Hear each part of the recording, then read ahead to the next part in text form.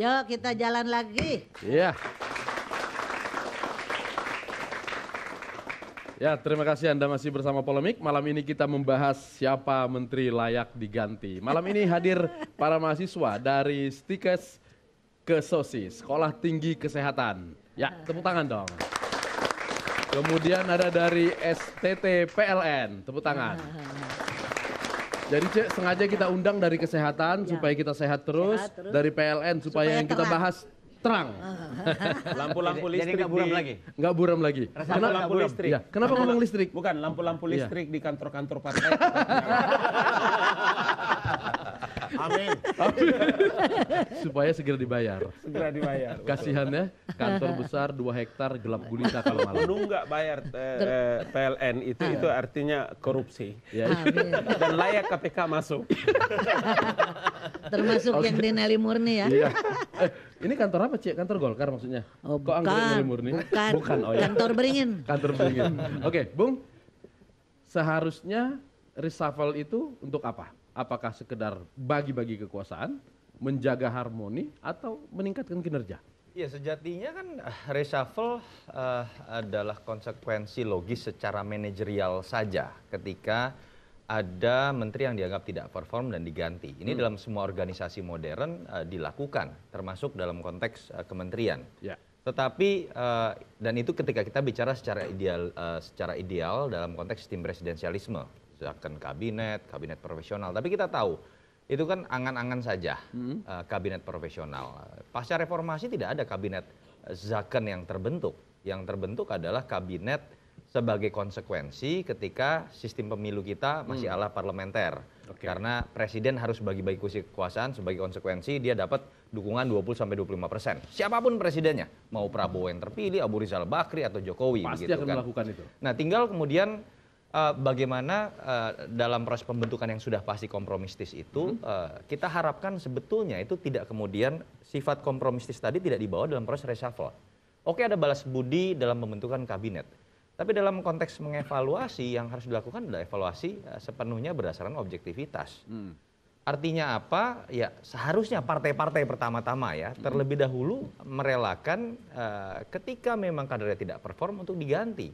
Saya pikir agak sulit kemudian seorang presiden bisa bergerak kalau logikanya, mohon maaf Pak Taufikul Hadi mengatakan saya sudah dapat 3, ya tidak mungkin dikurangi jadi 2. Ini kan pada akhirnya presiden akan dipaksa bermain puzzle matematika politik saja. Artinya tidak boleh pernah bicara diganti kualitas. orangnya, tapi kursi tidak dikurangin. Nah, itu yang tuntutannya. Sampai kapanpun presiden kan akan terjebak dalam matematika politik tadi. Tidak pernah akhirnya bisa bicara mengenai kualitas. Dan ini sudah terjadi pada zaman Ibu Mega, terjadi pada zaman SBY. Bayangkan, saya ingat sekali. Apalagi untuk ini saya reshuffle. luruskan dulu sedikit. Oke. Begini, ini adalah logika orang perguruan tinggi. Selalu membenturkan antara politisi, itu adalah dengan ilmuwan.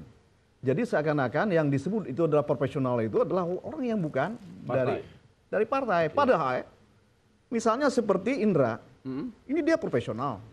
Ini kalau nanti dia adalah terpilih menjadi anggota DPR tidak dianggap profesional lagi.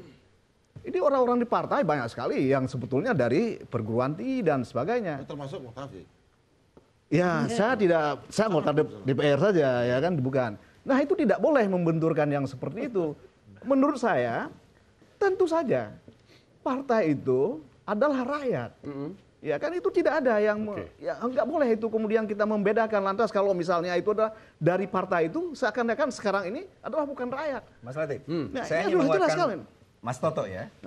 Di pemilihan pertama, kita melihat begitu Jokowi kesulitan. Jokowi minta beberapa nama dari partai. Lalu spek yang disiapkan ini, ada kebingungan menempatkan itu. Saya setuju Pak Taufik Hadi soal profesionalitas itu boleh orang partai atau enggak. Tetapi Mas Toto kita melihat di reshuffle pertama. Jokowi dalam tanda kutip, waktu pertama tidak semua orang Jokowi. Tetapi di reshuffle kedua, ada orang-orang yang membuat nyaman Jokowi. Misalnya dia bisa menempatkan Luhut, bisa menempatkan Rizal Ramli. Ya. Nah, kalau reshuffle ini terjadi, maka betul kata Pak Afrizal tadi, kita akan menyerahkan hak prerogatif kepada Jokowi dan dia memilih orang yang tahu persis apa yang dibutuhkan Jokowi untuk melakukan pemerintahan yang lebih baik. Dia akan ngambil profesional, baik itu dari partai atau tidak, Tapi saya setuju Pak Taufik Hadi. Jangan sampai kursi-kursi pendukung awal yang berkeringat itu dikurangi. Syukur-syukur dilebihi lah ya. Dan saya selamat datang ke PAN. Saya berterima kasih ada komunikasi positif dari PKS. Dan saya menggarisbawahi apa yang dilakukan oleh Syekh saya ini, Pak Ngabalin. Bahwa negeri ini perlu ada yang disebut oleh Mahatma Gandhi, jangan sekali-kali melakukan dosa politik. Dosa politik itu dosa sosial. Salah satu dosa sosial itu adalah politik tanpa prinsip. Dan kita belajar dari teman-teman di Golkar. Maka kita perlu ada blueprint. Blueprint kalau dulu zaman Pak Harto ada apa? GBHN. Kita perlu blueprint 50 tahun. Sehingga siapapun presidennya, dia akan tahu spek apa yang dibutuhkan. Nia sekarang udah di depan kita. Kita masih kalut dan lain sebagainya. Udah di belakang malah. Iya, udah jalan. Itulah masalah itu. Artinya kalau terjadi pengurangan, kalau terjadi reshuffle, jangan kursi menteri dari parpol. Atau jangan jumlahnya yang dikurangi. Enggak, menurut saya Jokowi bukan orang yang dengan gampang melupakan kerja keras Nasdem, kerja keras PKB di akar rumput grassroots tentang soal isu-isu Islam, pesantren dan lain sebagainya. Tapi Jokowi bukan seorang yang melupakan bahwa di luar pemerintahan ada orang-orang hebat. Di PAN misalnya. PAN silakan masuk. Tapi karena keringatnya kemarin, satulah jangan banyak-banyak gitu kan. Kalau PKS sebenarnya oke, tetapi karena PKS dari awal dengan gagah menyatakan kami akan di luar, kita sambut dengan gembira. Sambut gembira tetap di luar. Saya yakin Pak Jokowi punya kearifan seperti itu. Baik, lagi nggak mau lah ngambil kursi yang lain. Gimana Bung? Begini, saya pikir kasihan seorang presiden kalau kemudian dalam melakukan proses reshuffle hanya menggunakan kalkulator seperti tadi. Artinya kalkulator kurang menteri ini satu, sudah terlanjur saya berikan 3, tidak boleh saya kurangi 1. Yang 1 sudah saya berikan 4, kan tidak simpel itu. Tugas presiden itu selama 5 tahun, kontrak politik pemilu tidak diberikan untuk menyenangkan partai pendukungnya loh.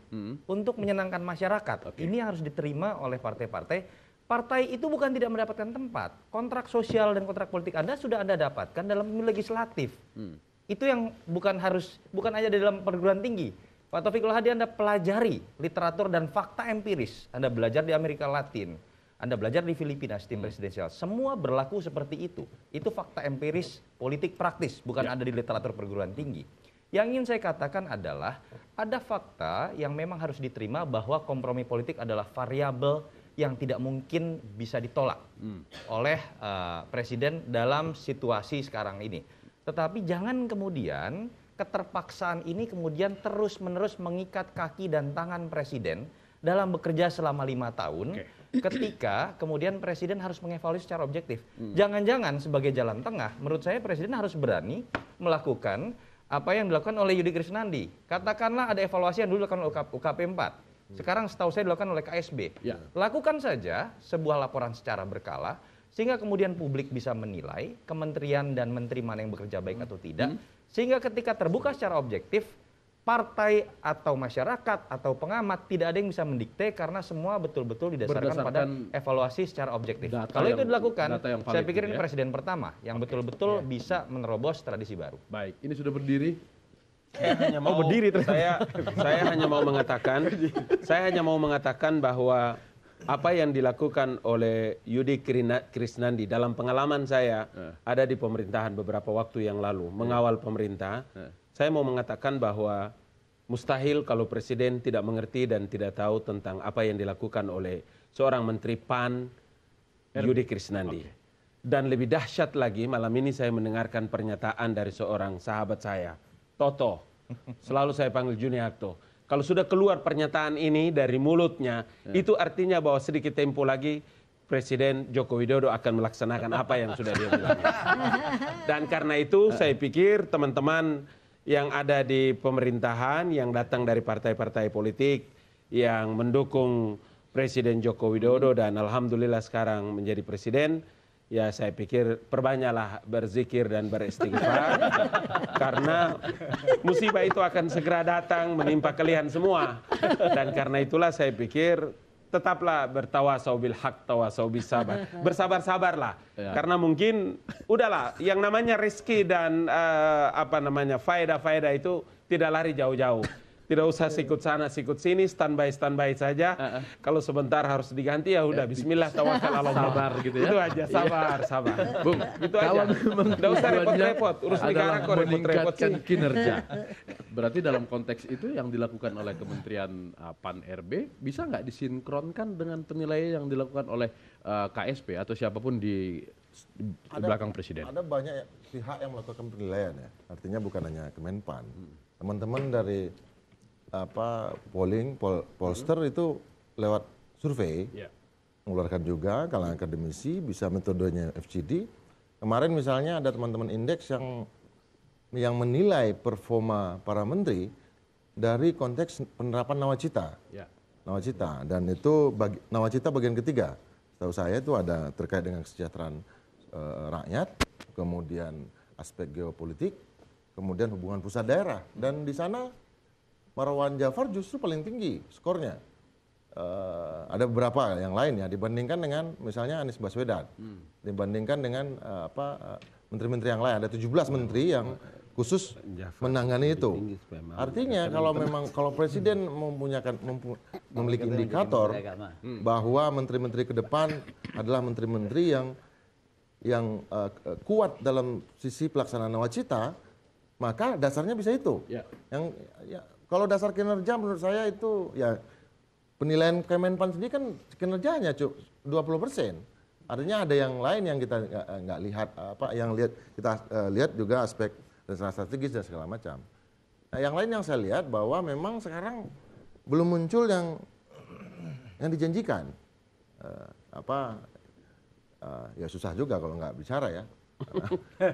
Sebetulnya sebagai orang pemerintah nggak bisa juga mengkritik gitu kan Artinya nawacita itu belum muncul juga itu berdasarkan catatan dari teman-teman sendiri yang media juga revolusi mental itu belum menjadi revolusi mental tapi revolusi mental gitu. Artinya ada perbedaan yang signifikan antara revolusi mental dengan revolusi mental. Nah, ini bagaimana? Selama ini kalau kita lihat pakai indikator itu, ada juga yang melakukan survei. Kementerian mana yang paling menggambarkan revolusi mental. Tapi kalau Pak Presiden nanti berdasarkan kepada survei yang masing-masing pasti punya angle sendiri-sendiri, bukankah itu juga menjerat Presiden hanya dengan opini publik? Saya kira itu Presiden menurut saya tidak terlalu memikirkan hal yang seperti ini. Artinya kekacauan yang ada sekarang itu kekacauan khas politisi, kekacauan yang memang dibuat rame aja. Ya, karena misalnya dibenturkan antara pernyataan Presiden dengan apa yang dilakukan Menpan. Presiden mengatakan bahwa secara prinsip yang mengevaluasi para menteri adalah Presiden. Ya. Oh betul. Tapi tidak bisa dikatakan bahwa apa yang dilakukan Yudi secara prinsip salah. Karena Menpan RB tidak melakukan evaluasi terhadap artinya kerja menteri. Bapak Presiden mau bilang bahwa bukan ini satu-satunya sumber saya melakukan reshuffle. Bisa seperti itu? Betul. Dan saya kira tekanan politik sudah sangat lemah sekarang. Partai politik sudah masuk ke pasar sosialnya masing-masing. Dan kemudian 2019 itu adalah masing-masing partai sebetulnya tidak butuh figur yang kuat. Tetapi bisa mengajukan sendiri-sendiri. Jadi artinya Presiden sekarang punya nafas yang lebih panjang menurut saya. Dan punya ruang yang lebih baik untuk justru untuk menjalankan nawacita. Bukan untuk berpikir tentang bagi-bagi kue. Kalau menurut saya ya tidak perlu lah ditambah-tambah lagi di partai. Saya juga sangat saudara Ngabalin nggak mau juga dia masuk kabinet gitu kan. Yang lain aja belum gitu kan.